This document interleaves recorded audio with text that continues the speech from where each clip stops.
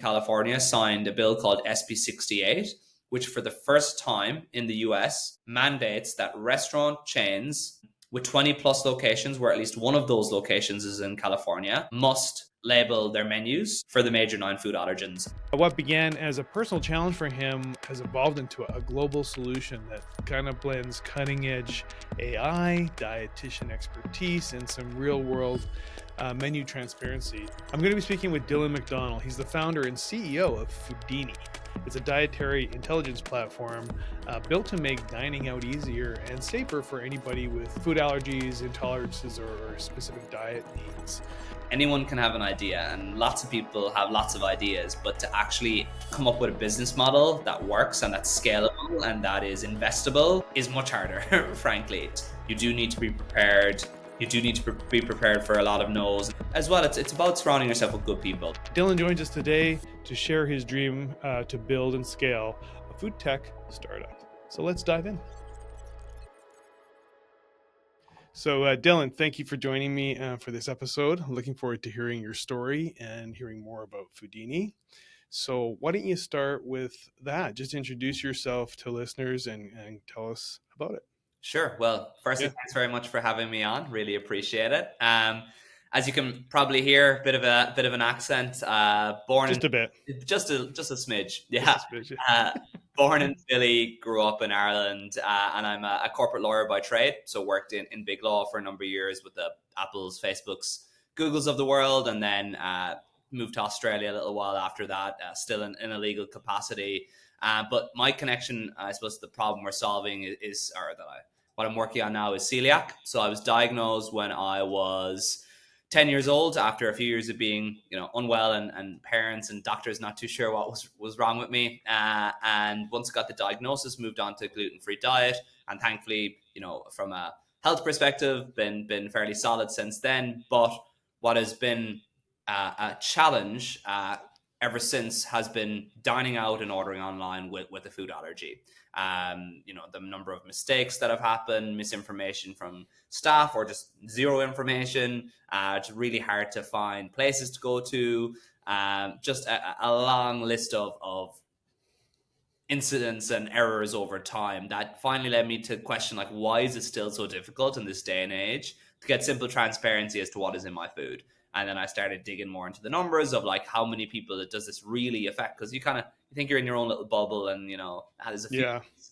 But then it was 33 million Americans with a diagnosed food allergy. I was like, wow, that is a big market on just food allergy. Then you'd another 50 million with a food intolerance, another 70 million who fall into lifestyle diet, your vegans, your vegetarians, your keto, your paleo, your low FODMAP. And so I just, looked at it from the perspective of this is a problem that really impacts a lot of people. It's a huge market. It hasn't been solved for, and decided to give it a crack. So that's my quick background. Well, I totally relate. Our son is a celiac as well. And when that diagnosis happens, you're kind of thrown into this whole new way of living, and particularly if you've got multiple people in a household where one's a celiac, one's not. You brought a good point. Try picking a restaurant to actually where everyone can go and have a nice evening, right? It's almost impossible. So I completely relate to that experience. Secondary to that, you just talked about millions and millions of people that their health is impacted by their food and what limitations they have on the food that they have access to. So that's another really key thing that I'd like to talk about too. And that's the core reason why you got into this, besides the fact that you yourself suffered from a food restrictive diet. Yeah, I think it's, as you said, you've kind of got the health, the allergy, the medical requirement component of it. But I think what you're touching on there is the modern day consumer is so much more cognizant about what they're putting into their body. You have the food as medicine movement. You have, the super powers and function healths of the world who are now testing your microbiome and your gut health and giving you, real insights onto foods that might be impacting you in a negative way. And so I think consumers now are beginning to not just, have it as a nice to have, but as a must have in terms of understanding what they're putting into their body and what impact that's having on them. And so this drive for transparency, I think, is only going to continue to snowball as it has over the last decade, year on year on year.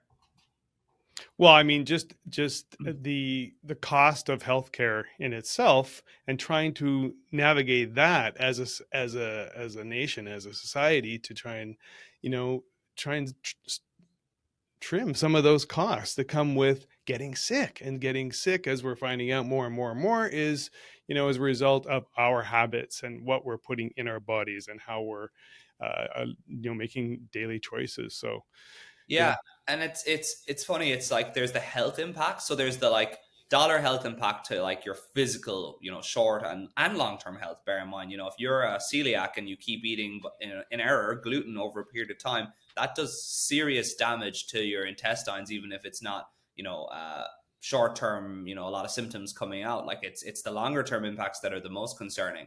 But I think it's even more than that. I think it's social as well.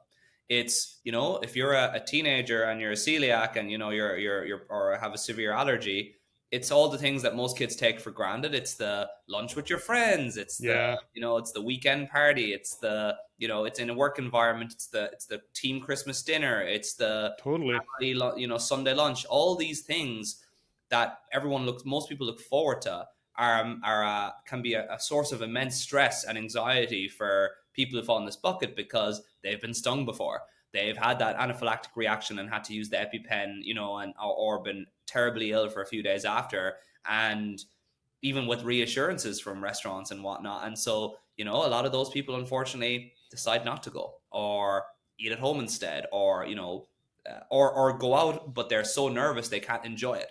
And so I think, again, all of this stems from the lack of transparency. And if you fix that and finally like give consumers the information they need, you're bringing into play a market of people that is desperately just looking for options that are suitable for them. So when did the light come on for you? You kind of was like, you were doing one thing and then you completely changed tracks. So what was the moment? What was that pivotal moment for you when you made that decision? Yeah, I think for me, it had been like, it wasn't like there was one massive incident where Right. it was like, oh, I need to do. I think it was over time. It was the buildup of little things over time that just kept growing and growing in my mind. And then I spent several months when I was still in my capacity as a lawyer, doing my research, because you kind of think, I'm crazy. Like I'm a corporate lawyer. What am I looking at food allergies here? Right, right. Am I insane? And so, no, I did a lot. Like I said, the size of the market was probably the next thing that like really got my attention in terms of, wow, is it really this many people? And then I did a lot of customer research in terms of speaking to these people and on the restaurant side as well, to fully understand how big of a problem is this for you really. Is it just me who has these experiences, and as I just kept getting consistent feedback that no, this is extremely challenging and extremely difficult, I think then, 7 or 8 months into that research piece, I was like, okay, I have enough conviction now that this is real, that this is Warren is a problem worth solving, and that I think I'm, uh, someone who can do that. And yeah, then I took the jump in full time, and yeah, off to the races. And when was that? When did that happen? That was a few years ago. That was Yeah. like pushing 4 years ago now. Yeah. So, tell listeners about Foodini. What does it do? How does it work? How are you fixing these problems that you've discovered? Yeah. So we're a dietary intelligence company, is kind of how our headline banner. But in its simplest form, we partner with restaurants, food service companies. So think stadiums, think schools, universities, hotels, and we take all of their menu data, we tag it with the correct allergy and dietary information, and that allows us to power a personalized menu solution for consumers, whereby a consumer can create a dietary profile across 150 different allergens and diets, and then instantly see what they can and can't eat on that menu. So here's the 10 things you can eat. Here's the 10 things you can eat with a modifier and what that modifier is. Here's the 10 things you can't eat and why, because X, Y, and Z is baked into that. So I can go into more detail on how we do it, but that's kind of the top level deliverable. That's cool. Yeah, go into it. Let's hear how you discovered this. Because I mean, it's more than I mean, I did some research on the website, but it's deeper than I actually thought. I was Yeah. kind of more, out for dinner, this and that, shopping, grocery stores, things like that, buying your ingredients. But it sounds a lot deeper than I even Yeah. imagined. I think it's a very fair point. I'm gonna start the more detail by saying I have a lot of empathy for restaurants and food service in terms of dealing with this problem. If they Hmm. could wave a magic wand, 99% of them, and just give consumers the information they wanted, they would. The reason that this hasn't existed is because the data layer is so fragmented. There Mm. is no data source that you can just tap into and get accurate allergen information when it comes to restaurants. It just doesn't exist. And so what we going a layer deeper, we essentially pull data from the places where it does sit. So we pull menu data from their POS. We pull recipe data from their inventory or recipe management system. We pull product data from the distributors and manufacturers and suppliers of the products, because we need to know, it's no good knowing it's ketchup in that dish. We need to know what brand of ketchup, What brand, right? what's the exact SKU number of that piece.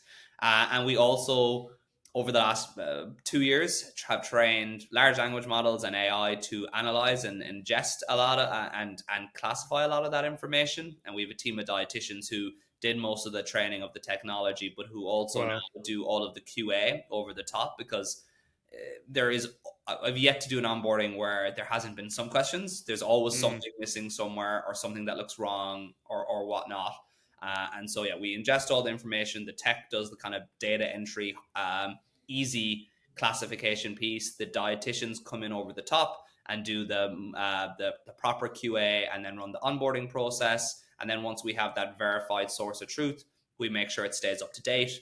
As menus change, as recipes change, as products change over time. Yeah. And the beauty of Ingredients. it Yeah. in a back end system is that normally how we're implemented in a restaurant environment, for example, will be a QR code on the menu or menu board. So allergies, dietary needs, scan here.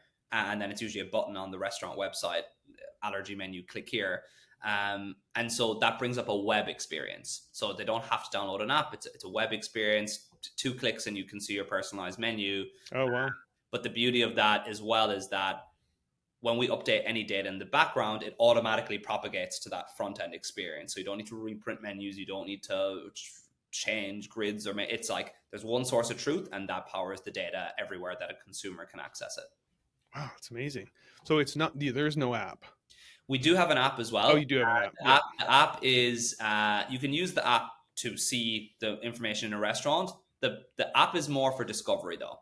And it's in the US, we launched that in Australia and scaled that in Australia, but in the US, it's only in LA at the moment. So if anyone wants to check it out from somewhere else in the country, feel free, but just don't be mad at me if there's not many options. There's nothing in Cleveland. Yeah, exactly. But a lot of people like to just understand the experience and how we go about it, and what does a dietary profile look like, and what does a personalized menu look like. So still feel free to check it out. But up the how we're tiering this is, as we keep working with more and more and more restaurants, we keep adding them to the app, and then over time we get to a point where we have critical mass of choice in cities all over the country, and that then will allow someone who's sitting in Cleveland to be like, I wonder what restaurants near me have those best gluten-free and nut-free options that I can actually trust. And then, we just want to make sure that there's enough choice for it to be a good experience for consumers before we start pushing that heavily. So that's how you determine how you're going to grow into a new market, new area, new city. Definitely a factor. Yeah, like we work with restaurants and food service in any city, anywhere. Oh, okay. Anywhere. So we're not limited to LA at all. It's more from a consumer discovery perspective. We only push the consumer app there. From just like we work with independents in all over the place, as well as bigger chains, which we might come to in a moment in terms of regulation and what's kind of changed on the landscape recently. But yeah, we can work with anywhere that serves food. And what's your projection for the rollout of other cities, other states? In terms of timing? Yeah, timing. Yeah, so it's we kind of it kind of follows a relatively intuitive path in terms of your LA, New York, Chicago are kind of three biggest targets and the three biggest markets in terms of restaurant adoption as well so far. But the thing with a lot of the chains, they have coverage all over the country, right? So you work with some of the bigger enterprise groups, and all of a sudden you work in one, this city, or But the thing then is that's great, but a lot of the times the magic for like a local person in a local town is the local small, Yeah. corner Yeah. restaurant that they mightn't have known about prior, or didn't know had, that type of menu, or menu options, or that took this issue seriously. So you kind of have to, when it comes to discovery side, you have to tread the needle a bit, and not just work with the biggest enterprise brands. You need a sprinkle of some of the You local got to brands. get local. Yeah. So Well, and food in itself is taking a more local approach. People are buying more local and yeah. shopping more local, and getting closer to their communities. So yeah, my wife had a vegan restaurant and also cooks bakes gluten free for it Wow. as well. So you had a very interesting experience in that. And you mentioned vegans earlier; they're a very tight network, and when they find something, if they find something, they're great promoters of that. They go, this is the restaurant we go to when we go here, and you find that usually it's smaller, localized companies, right? It's you literally are giving the pitch that I give to restaurant groups. I tell them why this is important. To your point, right? You've got, if I give the 20-second spiel, you've got Yeah, half the population who fall into the bracket of needing to understand what's in their food. If I am looking, as someone you suggest, let's go to X restaurant tomorrow, the first thing I'm going to do is look it up online. If I can't find information that suggests to me that there's gluten-free options there, I'm just going to veto it. I'm going to say, yeah, do you mind? Can we just go to the place 50 meters further down the road? I know they have options for me. I've eaten there before, or I just saw their website. They do. Let's go there instead.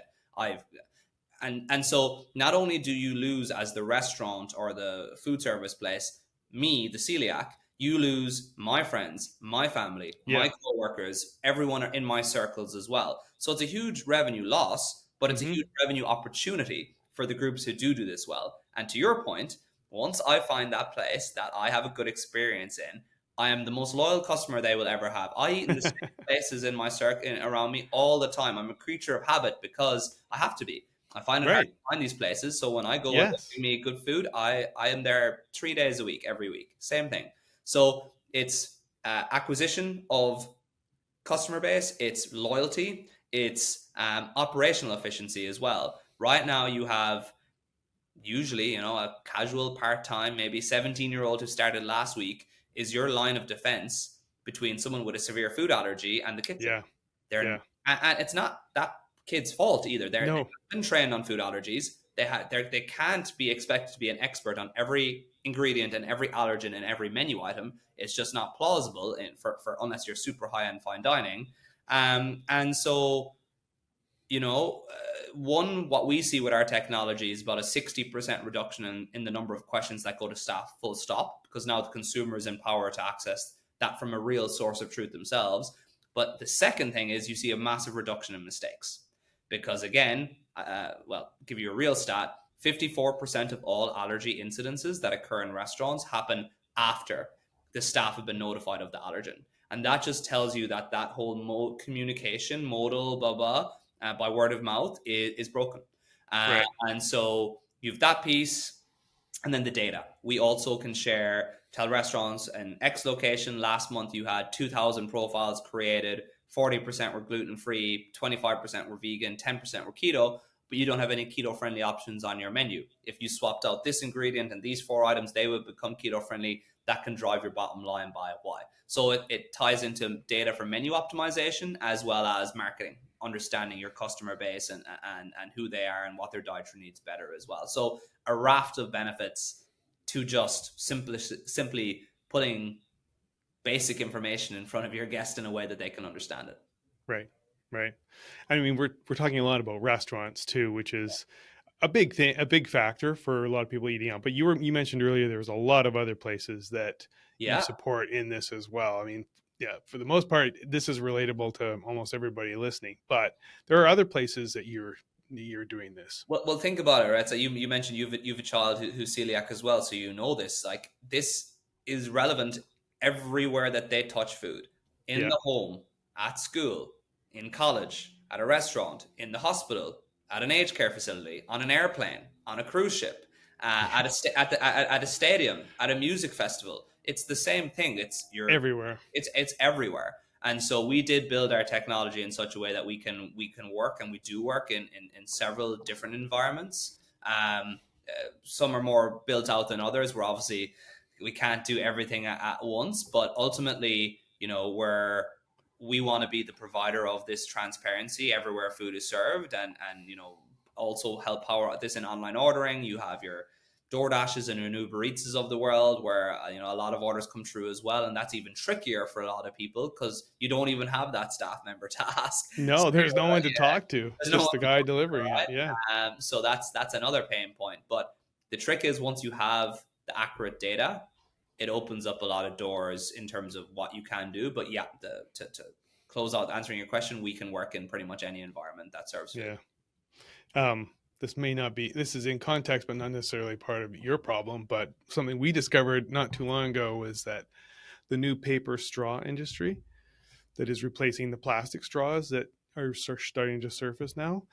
We discovered that some of those paper straws are not gluten friendly or gluten free. No way. So yeah, wow. Here you have somebody, and someone told, we discovered this. So now, of course, you go get a booster juice or a Slurpee or whatever it is, and you got plastic straws. Well, the straw, you go to the trouble of getting the food in the cup that's gluten free, but you're sucking through a straw that's not gluten free. So a whole other level of like, can this get any more complicated? It can crop up. Like for people with other allergies, it crops up in cosmetics, in shampoos, and right. And yes, that's other things too. Yes, gluten-free products. Yes. Yeah, toothpaste and stuff from the pharmacy, medications, and blah blah blah. It can crop up everywhere. It's mad. I hadn't heard the paper straw one before now, so that's news to me. That's a new one for you. Okay, well there you go. So that's not too often anymore. So good on you. But yeah, it goes to show, until you're in the world and you see someone suffer the severe symptoms, it's easy to not take it seriously. But it crops up at every touch point in life, unfortunately. So if I'm a business owner, restaurant owner, example, how do I get started with Foodini? How do I get going? It really is as simple. Like, we've built this. Like, restaurants have so many things to do. It's hard enough. It's a tough industry as it is. COVID didn't help them. They're trying to just get the doors open, get staff in, and try and turn a profit and give a good experience to customers at the same time. So we really built our system to do all of the heavy lifting, so that it's easy for restaurants or food service. So we pull their data from their systems, or if they're an independent and maybe it's more a spreadsheet or manual, that's fine. They send us all the data. We do all the QA review of it. We come back to them with a list of questions, and usually in an onboarding call, we knock them over. That's it. So it really is, we can get a restaurant set up in a week, pretty easily, assuming they're responsive and get the stuff across to us. It's not. It's only when it's messy, maybe under the hood, or a lot of this information doesn't exist, that there's a bit more hand-holding involved. But we do that as well. Like, if that is the case, it is what it is. For the most part, we turn stuff around pretty quickly. And it's subscription based, right? Correct. Yeah. With pretty inexpensive, but monthly subscription to power the service. But not for users. Not for users. Completely free for the guest. Yeah. Right. Wow, very cool. So let's talk about you now in this through this whole transition. How did you shift as Dylan the lawyer to Dylan the Foodini? Great name, by the way, Foodini. Cheers. Did you come up with that? I did, yeah. So cool. I love it. It was a play on food and Houdini. We were like magic. Yeah. Yeah. Very good. Anyway, how was that transition for you? It was definitely a transition. Like, the good thing coming from like a big law background is you are broken in terms of working crazy hours, high stress environment, high pressure, high expectation for virtually no margin for error. So your time management and your organizational and your, I suppose, presentation skill, like all of those things are pretty well honed and trained in that kind of environment. So definitely took a lot from that. On the flip side, I think there's a reason statistically that second, third, fourth time founders are the most successful. And it's because they don't make all the silly mistakes that a first time founder makes, because they've already made them. So there's definitely a naivete, and I was as guilty of this as anyone in terms of how easy you think it might be, or um, you know, so many things that if in looking back now were silly, but I had to make the mistake to learn Yeah. and grow from that. And I think if there's one thing the world of startups will knock into, it's resilience. Like, you gotta be resilient and be able to. You will get 50 no's for every yes, whether that's in sales, whether that's in investing, whether that's in whatever it is. It's tough, but Yeah. if you have conviction in what you're doing and your mission, then I think that gives you the kind of the resilience to keep pushing on till you get to that point where you turn a corner. You're like, oh, okay, we're actually, we're on to, like, we're a bit more. Well, product market fit is probably the right phrase, but we have a bit more clear path towards success. Whereas in the early days, you're like, this is chaos. But yeah, it's been fun in one way, but it's obviously it's a ton lot of of work. stress and things and a lot of work. Yeah, but that's all part of the ride. And the shift from founder to CEO is interesting too, right? I mean, as the founder, a person it's their baby, and it's like, oh yeah, look what I got. This is a great idea, and there's a lot of passion and drive behind that. And sometimes that's what investors want to see, right? Is the passion and drive behind it. If you go to the investor route, and then at some point, you have to shift from being founder to CEO, where you're actually running the company, which is a different hat than founder. Yeah, I suppose in the way you're articulating, the way I define it's the difference between like the idea and the versus like, well, this has to be a business. Like, if we're like, anyone can have an idea, and lots of people have lots of ideas, but to actually come up with a business model that works and that's scalable and that is investable is much harder, frankly. And so you're right. Sometimes you do have to, you can dream and have I've ideas all the time of different things we can do and could do better and blah, blah, blah. But you kind of have to then, to your point, put the other hat on and pull yourself back and be like, well, do the unit economics of that work? What's the impact of that on the business? Is that going to drive more revenue, or is it just a shiny toy? Are we going to chase that opportunity when it's not our core focus, or are we going to stick to what we agreed goals wise in the last quarter? You've all these different things, but I think a healthy mix, like, it's important to do both. Like, it's important to helicopter view out every now and again, and just, a more creative think, as much as it's important to be in the weeds and crunching numbers and making sure that you're making the right business decisions as well. Did you have to go down the investor road? Yeah, we did. Yeah. So we raised 2 rounds of capital over the last few years. For our, like, again, we spent so much time building out the tech that it was virtually impossible to do it in a bootstrap way. We needed the investment to like, again, ultimately we're trying to build a big company here. Like, this is a big problem. It's a global problem. It's one that whoever solves it, I think, will be at scale, will be in a very, very good position. And there's a lot of different pathways off that spin out of this once you have the kind of the data and the coverage. So it's the investor route was the only viable route to do what we needed to do in any kind of a timely fashion. How did you deal with the pitch process? Did you enjoy that? Did I enjoy that? Well, maybe that's a terrible question. Who likes begging for money, right? Yeah. No, enjoy, like, fundraising is. What was your experience like as doing the pitches, and how did you learn a lot, and what were some of your challenges through? It's a brutal process, or at least like post, the 2019, 2020, when money was, getting thrown at everyone everywhere for if you had a deck. I was after that, so I missed that window. But it's probably a good thing net. But it's a brutal process.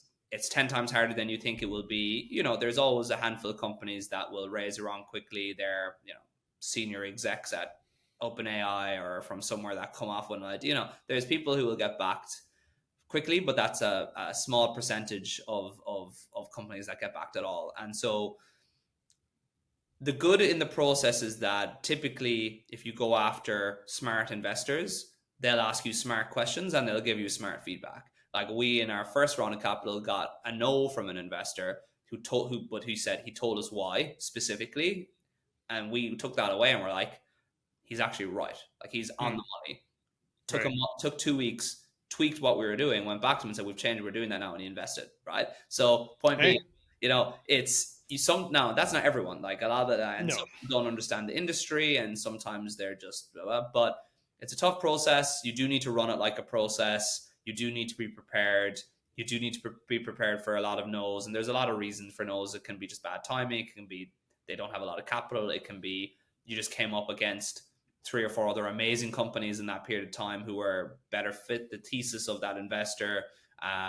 There's a lot of different things at play. The markets, play into this a lot, especially as you get bigger and the rounds get bigger as well.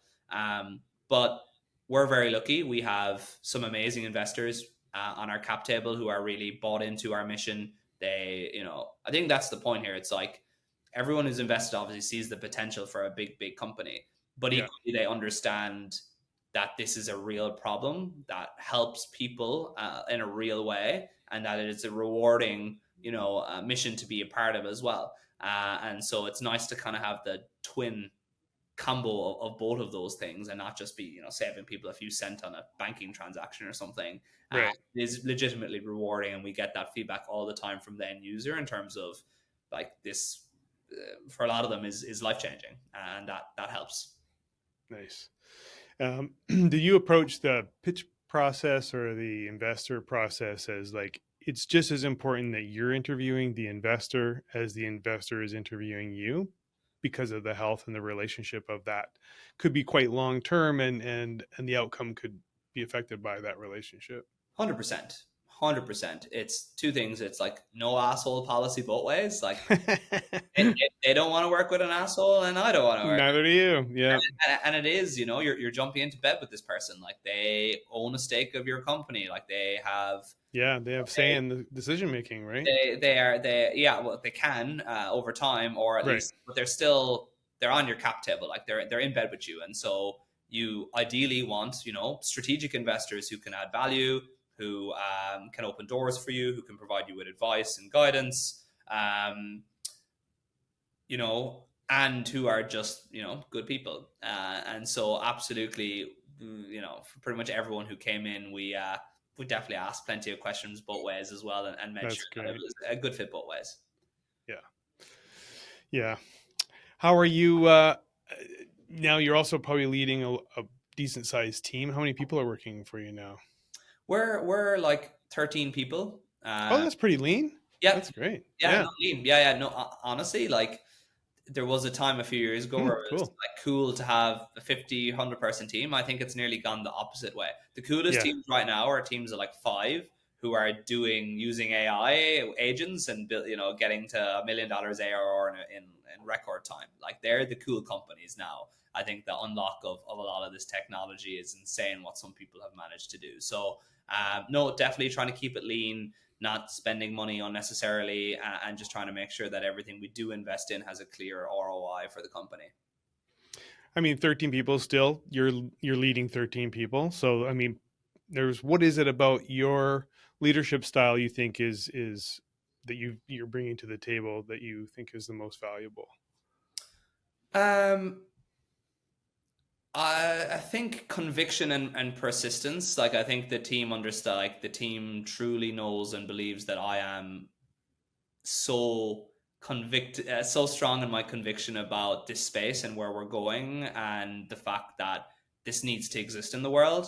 And I think you'd have to ask them, but I like to think that rubs off and helps energize people to kind of move as fast and as precisely as we can. But as well, it's about surrounding yourself with good people. Like get good people around you, and then get out of their way a little bit as well. Like I can't code. I'm not a technical person, so I trust that my tech team understands the requirements and will deliver them in the best way possible, and not try and micromanage every element of that, because that's not going to deliver any positive results. So it's just about setting vision, setting mission, doing all like obviously I do a lot of the heavy lifting in terms of the bigger accounts that we work with and a lot of the events and conferences and whatnot. But yeah, just making sure the team is very clear on the direction we're going in, and then trusting them to execute. Mm-hmm. And what do you use? What do you tap into to kind of keep yourself, keep your tools sharpened, to lead the ship and things like that? What do you do to tap Yeah, into? a lot of podcasts. Yeah. Like the world is moving so quickly. Like the tech and the things that are out there. Like as recent as yesterday was the first time I've been using a lot of the AI tools, but I had an idea of a kind of product element. And I went playing in Claude for about 5 hours yesterday, and I honestly I was blown away with what it actually gave back to me. Like, so, and this is me my first time using that tool specifically in that way, without even probably knowing how to give it the proper prompts. And I was like, Right. this is actually very close to what I wanted and what I envisioned, and so quickly and so for nothing essentially. So Wow. I think it's all these use cases in terms of new texts, new ways of using them, new ways of using agents, blah blah blah, is evolving so quickly, and ultimately the best way to learn about them is just be close to the different podcasts and the different YouTube resources or whatever content is being pumped out by people in the space, and just learning tips and tricks from them. That's kind of how I try and keep on the tech side in particular, keep close to what's going on. Did you know? Was that the plan from get go to you implement and leverage AI? No, No. I started the company before it Oh, I was was gonna say. I think it was before, wasn't it? yeah, Yeah. it was. So it wasn't like the things we can do now. I never thought we'd be able to do when I started this. Like I thought we'd probably be doing things differently, but Or it's not as quickly, maybe. 100%. And so Yeah. I think that's an important part of what you need. Well, what I think people should do as well is like there's a new normal now, and there'll be another new normal in 2 months, and there'll be another new normal 2 months after that. And if you don't keep up to pace with what that new normal is, someone else is going to come behind you in that new normal and catch up to you in record time, and then outpace you because they're using best in class, and you're using what was best in class 6 months ago, and Yeah. that's going to be the difference. So I think it's That's the criti- reality. critically important that you Hmm. stay up to date with what's happening, and it mightn't always be a fit for what you're doing, but at least be aware of it and understand it and take the time to think about it. And if you decide not now or not yet, fine, but yeah, you don't want to be, it's definitely not good to be ignorant of what's out there. No, no, and you're right. It's moving so fast. The new normal is there is no normal Yeah, anymore. yeah, It's gone. Every day's a new day. yeah. Yeah. So yeah, you're now we talked about Foodini, the word, which came up, which was very cool. So which you came up with. So is marketing, do you like playing in the marketing side of things? um A little. I Yeah. think I'm probably more in sales. Probably would be more of a Okay. strong suit Yeah. than Just than connected, but not marketing. exactly. Yeah. Like I'm good in terms of I live the consumer problem, so I have a good idea of what would resonate with another me, for example. But Right. I'm not the most creative when it comes to like marketing execution. Just being honest, it definitely isn't my strength. You know your lane. I enjoy it, and I've dabbled definitely. I think but that's what you, especially in the early days when you're a Yeah. founder. I did everything. Yeah. I You did did everything. all the marketing, all the sales, all the ops, all everything. So again, you need to be understand it and understand the tools and understand the metrics and understand what's working, what's not, and stay on top of again trends in industry and what people are using that's successful. But I'd be lying if I said it was my strong point. What are you leveraging? What's your mode of distribution? So outbound is tough, right? So in terms of, and I think every salesperson will say this, like if you're like email and whatnot is a tricky one. More for it's good for awareness, probably not so good for conversion. LinkedIn in our world is a strong one. We Yeah. get a lot of stuff through LinkedIn outreach because you can be very targeted to the right decision makers. Conferences and events is another strong one for us. Kind of been doing a lot more panels of late in the right events, and that tends to drive, in particular with the bigger enterprise groups who are kind of primarily targeting right now. That works. we get a lot of referral, which again is 100 times better than Yeah. cold outreach. I think it because right now we're in terms of outbound, we're going after a pretty precise kind of cohort of companies.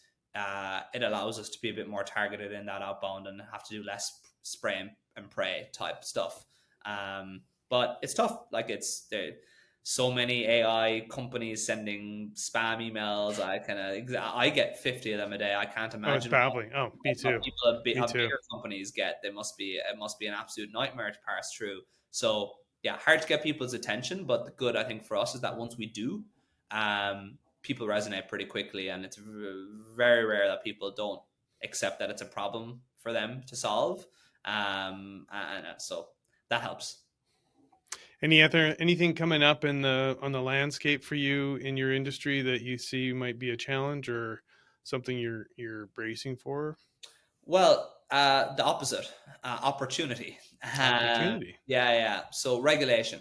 I think Ah, I mentioned it earlier, but so to date in the US, there had been no law as related to food allergies in restaurants. Full right. stop. The only thing that came in over a decade ago was nutrition. If you had 20 plus locations, you had to have nutritional information publicly available, and that's why you see calorie information on all the kind of chain menus, etc. On the 13th of October, so just over nearly 2 months ago, Gavin Newsom in California signed a bill called SB 68, which for the first time in the US mandates that restaurant chains, well, and some food service facilities as well, with 20 plus locations, where at least one of those locations is in California, must label their menus for the major 9 food allergens effective July 1 next year. Wow, that's a big deal. So less than just over Wow, 6 months away. And that's so incredible. no, it's huge. And so that essentially captures pretty much every national and most mid-market chains as well. Wow. So to be fair, some of them have already published this information in like a PDF kind of buried in their website, but Yeah. now everyone else has to do it. That falls in that bucket, and it's no longer it's not just buried in the website somewhere. It has to be built into the menu and menus, physical and digital. And so it's a huge Wow. step change Big step. for the entire food allergy industry, frankly, because our community, because um, this is just the first domino. This now is going to, like, in Europe for the last decade, you can't open as much as a hot dog stand without labeling for the major Oh, 14 is that right, eh? over Yeah. there. Yeah. Standard. Hmm. Now, this is the first domino to fall. The senator in California has already committed to go back to make this apply to all restaurants, not just 20 plus. There's a similar bill already is kicked off in New York. Other states are getting ready to follow. At federal level, like RFK, whatever your politics, he is doing, he's 3 kids with peanut allergies. He has made food allergies a priority health issue for the White House. He's doing, he's quite passionate about ingredient transparency and food dyes and different things like that, in particular in schools. So there's all of a sudden in this last few months a load of momentum from a regulation standpoint behind this issue. And I believe that is going to continue to drive a real shift in how the entire food ecosystem thinks about and deals with this problem, with the ultimate benefit of far, far superior transparency for everyone who lives in this country. And that's huge. And that's a big opportunity for us. No kidding. That is going to just boost the intelligence of what you're already built so far. So that's incredible. Yeah. Yeah. Yeah. Well, congratulations. It's a fun business to learn about. And is there anything we haven't covered that you wanted to mention or bring to the? No, not really. I would just say we're operational in Canada, the US, and Australia. So if anyone's listening and works in the world of restaurant or food service or knows someone who does, feel free to share information. Our website is foodini.co. So that's where you can find some more information. I'm on LinkedIn as well, so feel free to track me down if there's anything that is of interest. And yeah, if any consumer out there who's listening who has a food allergy and wants to check out our experience, check out the app. And yeah, if you have any feedback, feel free to let us know. But excited for what the next few months have to hold, and looking forward to coming to a city near you soon. That's awesome. Thank you, Dylan, so much for joining me today. I really enjoyed learning more about you and Foodini, and it was a great chat. Thank you so much. Likewise, thank you so much for having me on. Well, great to meet Dylan. Hope you enjoyed that episode. Thanks to Dylan for dropping his wisdom with us and proving that food tech can be smarter, safer, and way less stressful. Thank you for joining me today, and we'll see you next time.